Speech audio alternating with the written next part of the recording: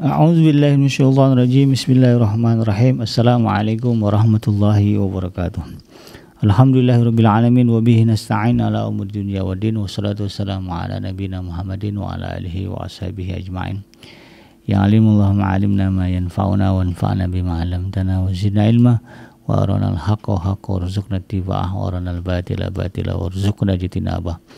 Rabbana zidna ilman warzuqna fahman wa rizqan thayyiban wa amalan mutaqabbalan. Al ghafur rabbana inna amanna faghfir lana dzunubana wa qina adzabannar. Amma ba'd. Alhamdulillah, segala puji adalah milik Allah. Kembali kita berjumpa di channel iDream TV dalam program Hikmah, Himpunan Kisah dan Motivasi Hidup, di mana insya Allah kita akan belajar tentang bagaimana menguatkan karakter keislaman di dalam diri kita agar kita menjadi pribadi muslim yang tangguh, yang melalui berbagai hal dalam kehidupan kita, dalam kehidupan orang-orang sebelum kita, yang dengan itu kemudian kita bisa menguatkan iman dan takwa kita kepada Allah Subhanahu wa Ta'ala.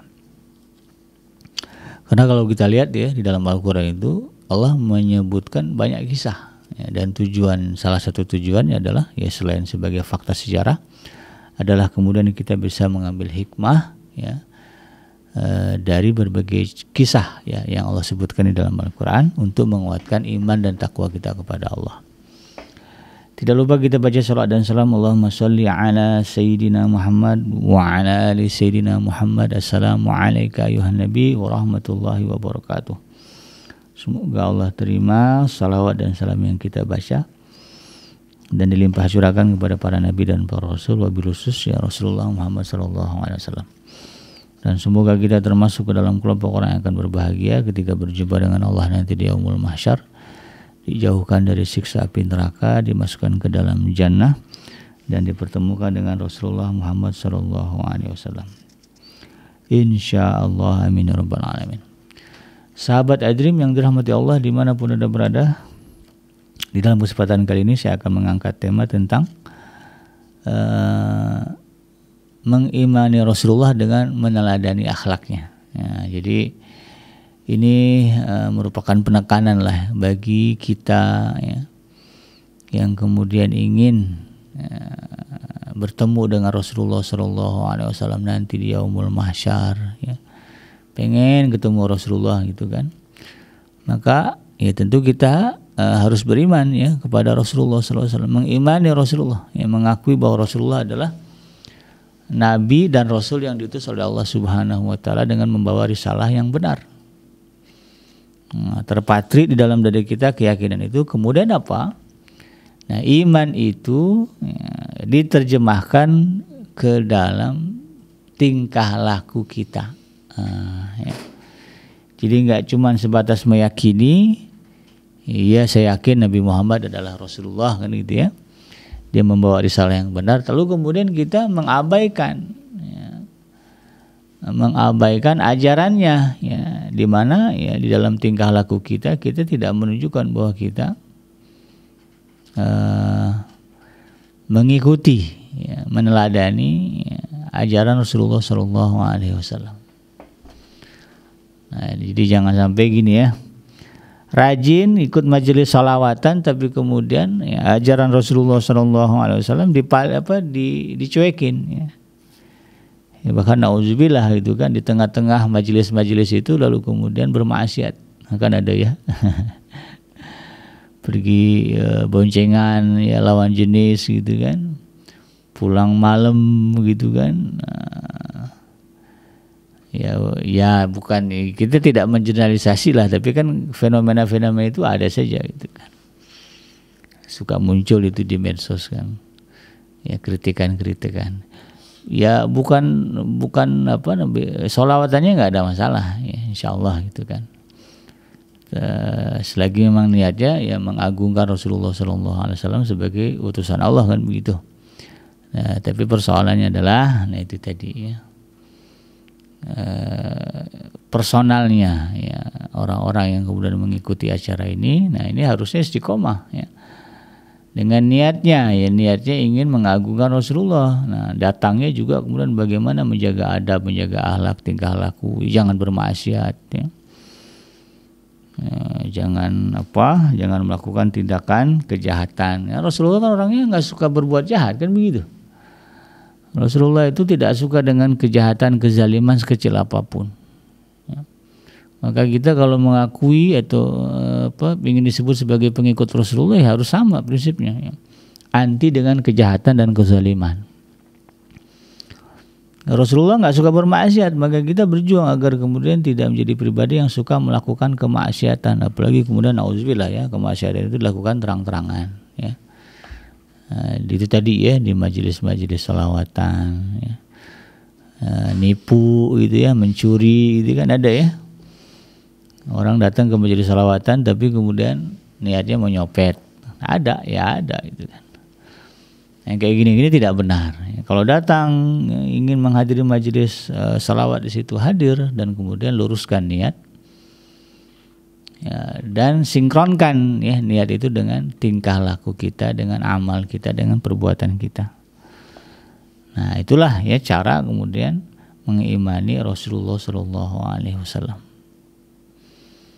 Dan berbicara teladan Rasulullah SAW ya sudah ditegaskan di dalam Al-Quran bahwa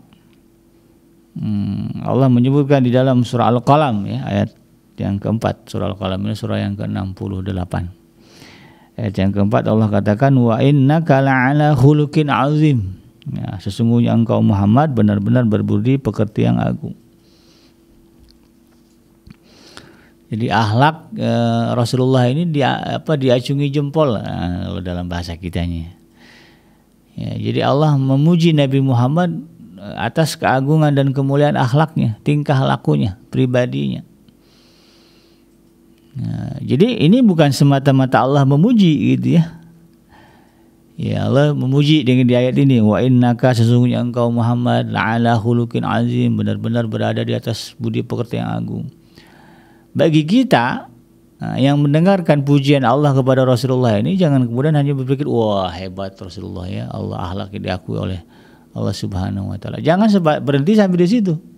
Tapi kemudian munculkan pertanyaan, kenapa Allah puji? Apa tujuan Allah memuji Rasulullah SAW berkaitan dengan akhlaknya di dalam Al-Quran? Ya, maka salah satunya adalah bahwa Allah ingin kita meniru. Agar kita kemudian juga meneladani akhlaknya Rasulullah. Ya Allah kan puji akhlaknya Nabi ya. Kalau kita juga ingin dipuji oleh Allah Subhanahu wa taala ya, maka ikutilah akhlaknya Rasulullah SAW. Ikutilah cara bertingkah lakunya Rasulullah SAW. Bahkan dalam satu hadis kan sudah ditegaskan ya, innama bu'istu liutammima makarimal akhlak.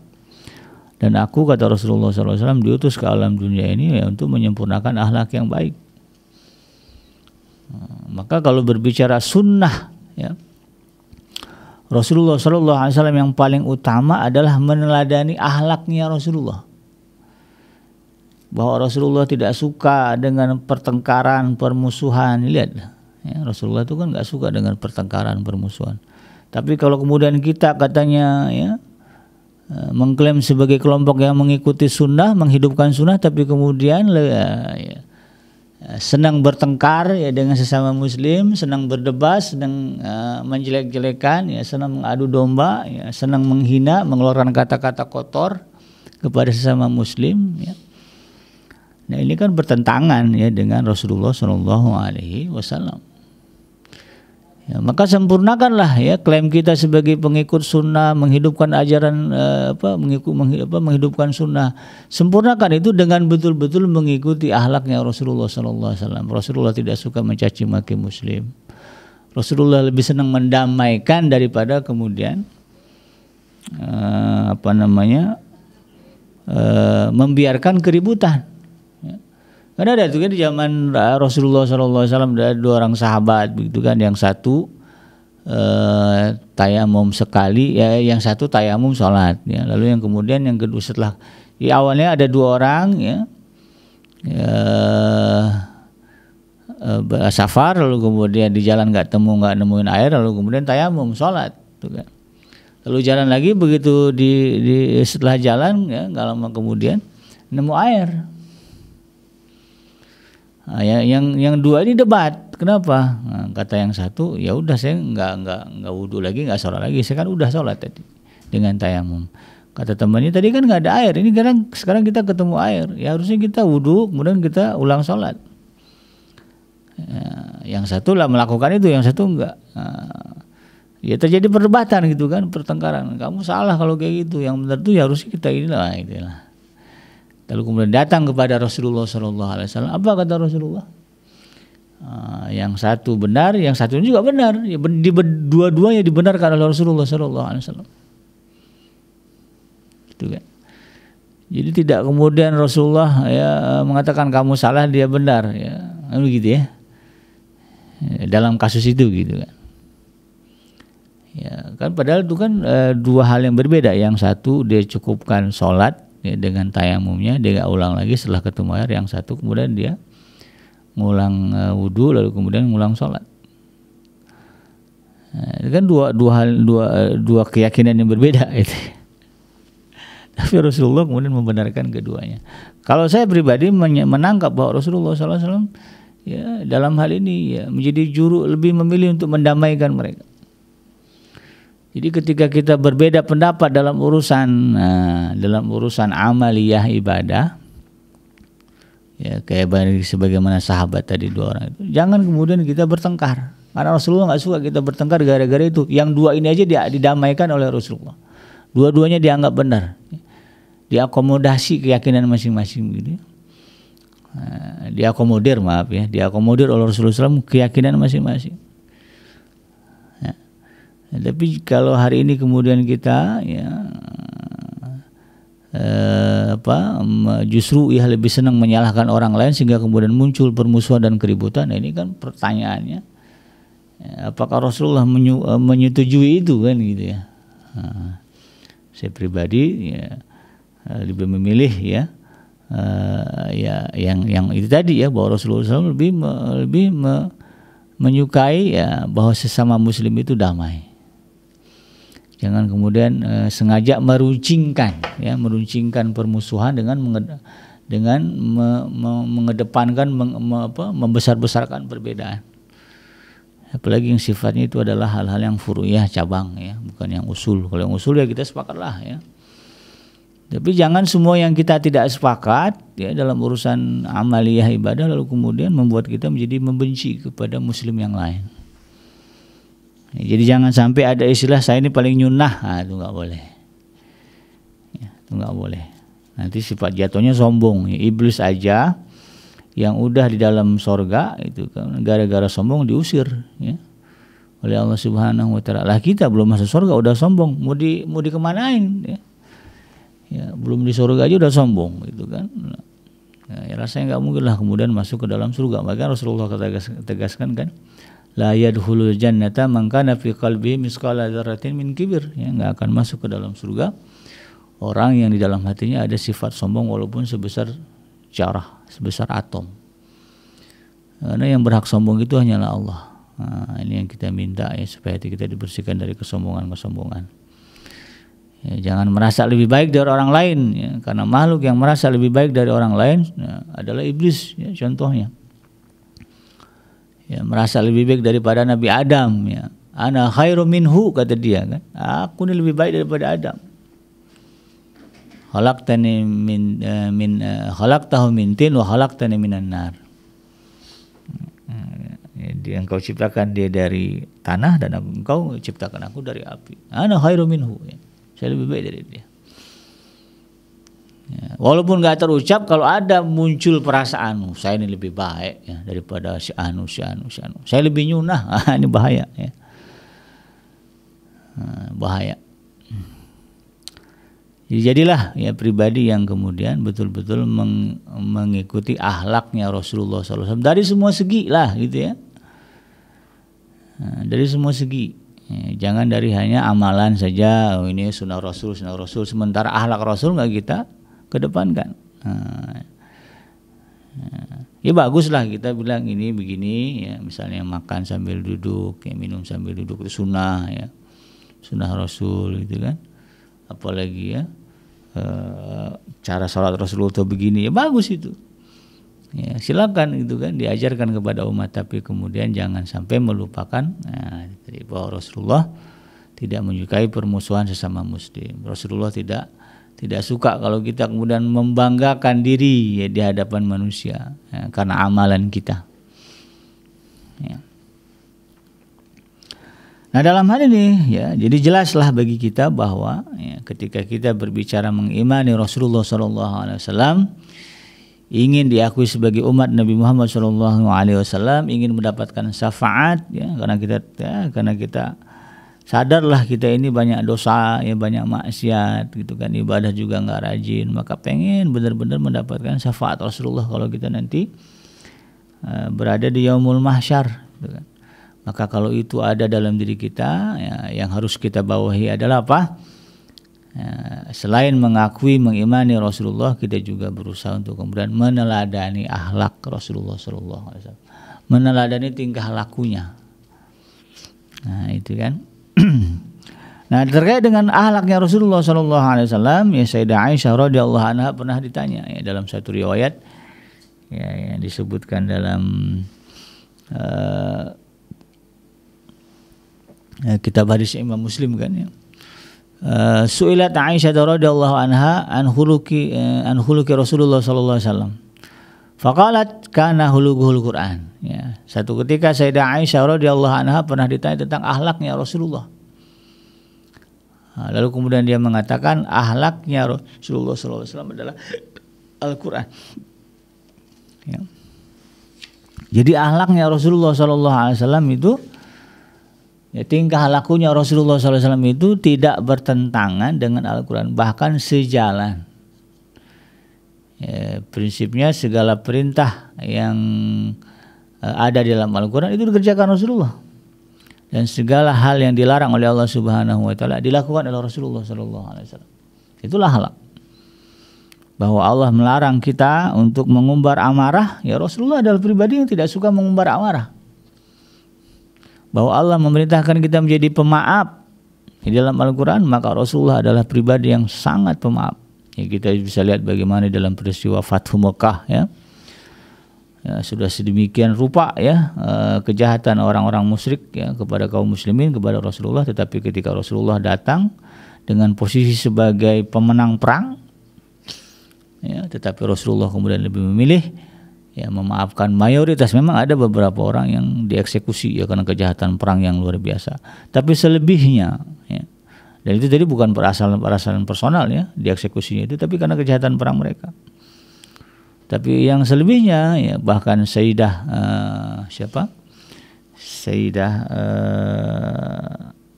Hindun ya, yang jelas-jelas menjadi dalang di balik kewafatannya, syahidnya Sayyidina Hamzah itu kan, itu oleh Rasulullah SAW dimaafkan ya, dan kepada orang-orang musyrik Mekah beliau mengatakan idhabu wa antum tulaqa ya, pergilah kalian semua, bebaslah mau kemana aja, kalian semua dimaafkan. Ya, betapa pemaafnya Rasulullah SAW, bahwa Rasulullah adalah pribadi yang menjaga perasaan orang lain ya, menjaga persatuan, itu terlihat ya. Al-Quran memerintahkan kita kan wala tafarraqu kan begitu, janganlah berpecah belah. Rasulullah kan mengamalkan itu. Bagaimana beliau kemudian mempersaudarakan orang-orang muhajirin, orang-orang ansor ya, agar terwujud persatuan. Rasulullah itu kalau udah ada isu sahabat mau bertengkar, mau ribut, segera Rasulullah datang. Ya, ketika ada isu ya bagaimana kaum muslimin mau bertengkar, Rasulullah datang untuk kemudian mendamaikan. Karena ada perintahnya kan dalam surah Al-Anfal kan, ya fa aslihu baina akhwaikum kan begitu ya, damaikanlah di antara saudara. Rasulullah orang yang pertama ya, orang yang terdepan mengamalkan itu. Nah, kita kadang-kadang sengaja bikin kemudian perpecahan di antara kaum muslimin ya, dengan dia berbangga-bangga dengan firqah ya, dengan kelompok, berbangga-bangga dengan amalan ya, merasa paling sunnah gitu kan. Nah ini tidak benar. Tapi apa? Ya, ikutilah akhlaknya Rasulullah SAW. Jangan sampai kemudian ya persatuan yang sudah dibangun oleh Rasulullah SAW di antara kaum muslimin kemudian kita pecah belah, kita urai-urai. Enggak sedih tuh Rasulullah ya kalau kemudian melihat kita ya setiap hari justru malah memecah belah kaum muslimin. Tidak boleh. Haram. Itu ya. Banyak ya ayat-ayat di dalam Al-Qur'an ya, yang menggambarkan bagaimana tingkah laku Rasulullah SAW. Ya, kalau bab dengan keluarga, ya Rasulullah SAW adalah orang yang betul-betul mengamalkan perintah Allah dan mengamalkan mematuhi larangan Allah dalam keluarga. Kan ada orang yang katanya gitu kan cinta Nabi tapi kemudian dengan keluarganya cuek. Akhlaknya dengan keluarganya enggak seperti akhlaknya Nabi. Sikapnya dengan istrinya tidak seperti sikapnya Nabi dengan istrinya. Nah, ini tidak boleh. Jadi teladani akhlak Rasulullah ya, atau teladani Rasulullah dari semua sisi, dan yang paling utama justru adalah meneladani akhlak. Itu tadi karena Rasulullah disebut Allah kan wa innaka la'ala khuluqin azim. Ya. Sesungguhnya engkau Muhammad benar-benar berada pada budi pekerti yang agung. Ya. Kemudian Rasulullah mengatakan innama bu'istu liutammima makarimal akhlak. Maka rugi sebetulnya bagi orang yang itu tadi ya, katanya mengikuti sunnah Rasul ya, menjalankan amalan-amalan, perbuatan-perbuatan ya, wirid-wirid, tapi kemudian melupakan bagaimana tingkah laku interaksi sosial ya Rasulullah SAW di tengah masyarakat. Nah, ya, jadi istilahnya apa? Nyari jarum hilang kampak kalau kata orang Betawi ya. Jarum dibela-belain tapi kampak yang besar kemudian disia-siakan. Itu enggak boleh.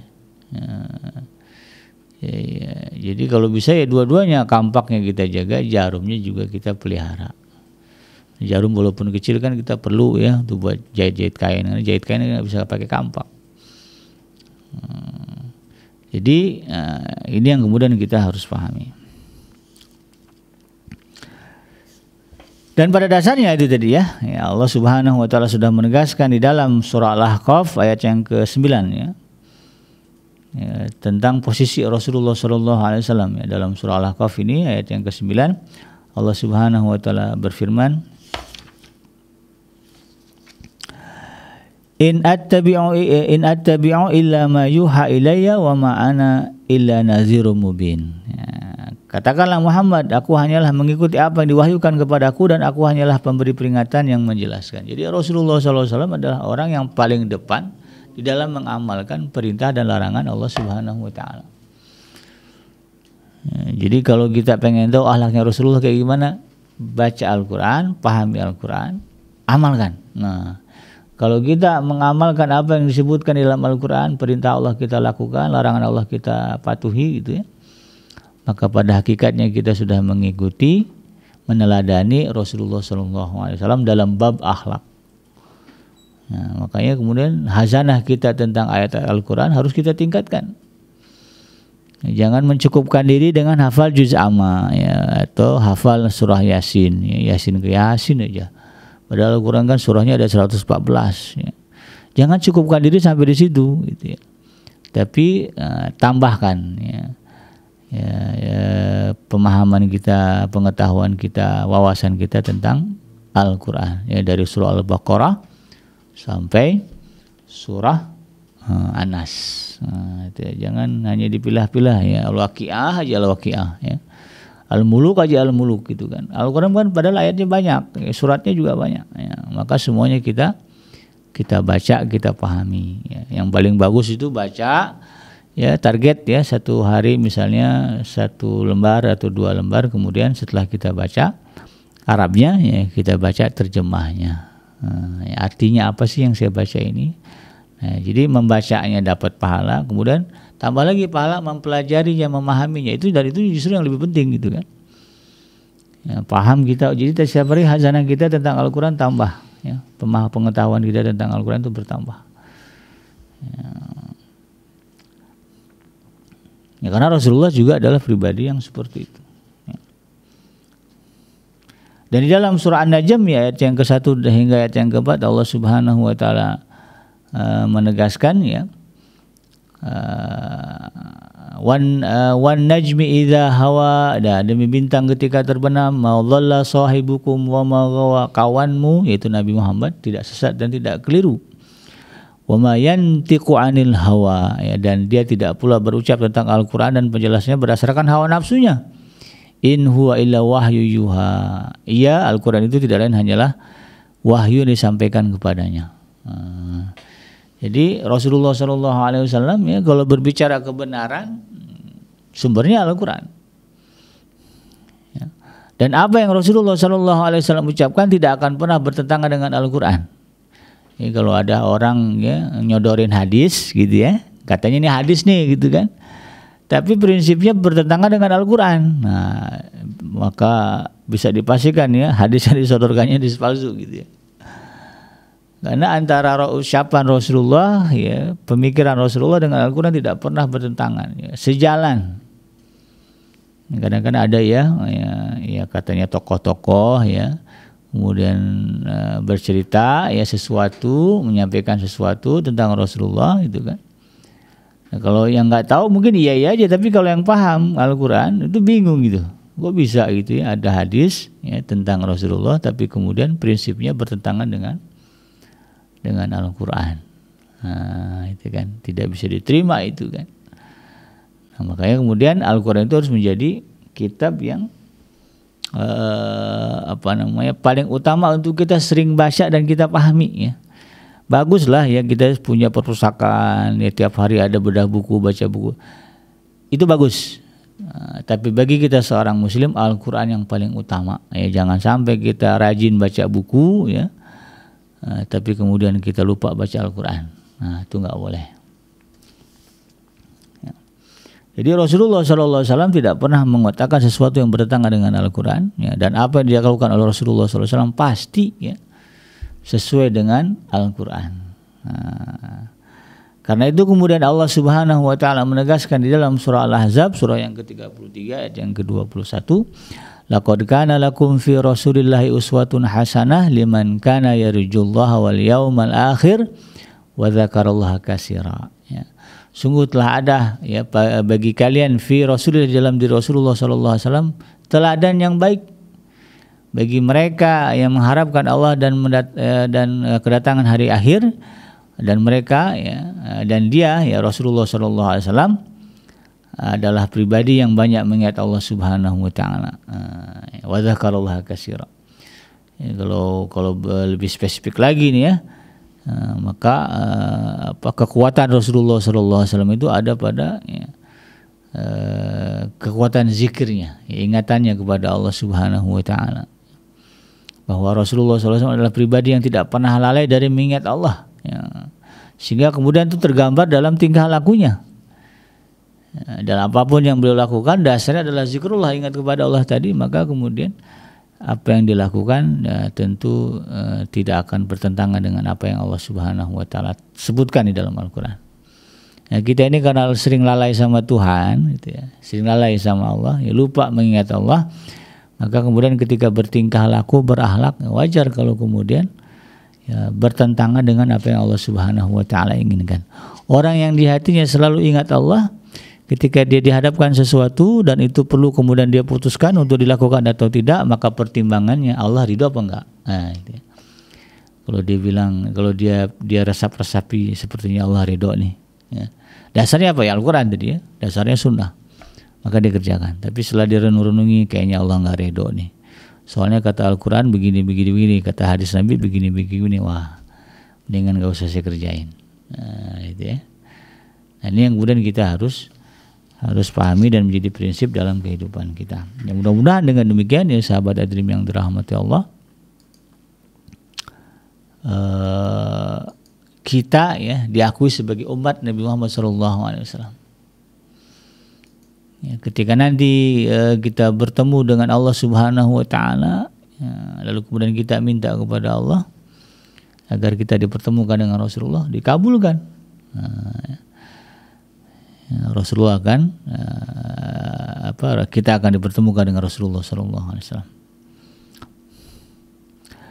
Demikian sahabat Adrim ya, mudah-mudahan ini bermanfaat jadi ilmu ya, dan menjadi motivasi lah ya bagi kita untuk kemudian setiap hari ya bisa memperbaiki ya, kualitas ya akhlak ya, tingkah laku kita dalam bersosial ya dengan masyarakat, di dalam kehidupan berkeluarga, di dalam kehidupan bekerja ya. Nah, mudah-mudahan ini bisa memotivasi kita untuk bisa meningkatkan akhlak ya. Dalam episode sebelumnya saya sudah bahas bahwa berakhlak mulia, nah itu merupakan bagian dari ibadah yang mendatangkan pahala yang besar. Nah, gitu ya. Kita senyum dengan orang ya, karena kita ingin mengikuti sunnah Rasulullah itu kan, nah, itu jadi pahala yang besar itu.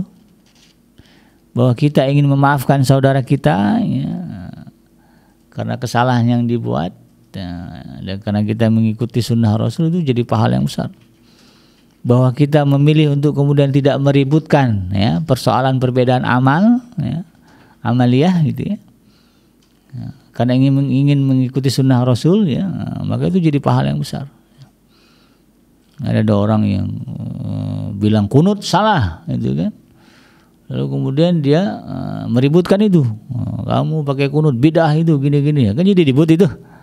Tapi ada orang yang milih ya nggak apa-apa, silakan kunut gitu kan. Ya kan kita masing-masing dalam urusan ibadah itu ya. Ya kalau kamu yakin kunut benar ya silakan. Ya kalau saya nggak pakai kunut gitu kan. Nyantai aja gitu kan, menyikapinya, tidak kemudian ada tendensi gitu ya. Nah ini kalau niatnya karena ingin tadi ya mengikuti sunnah Rasul, nah, jadi ibadah, jadi pahala yang besar.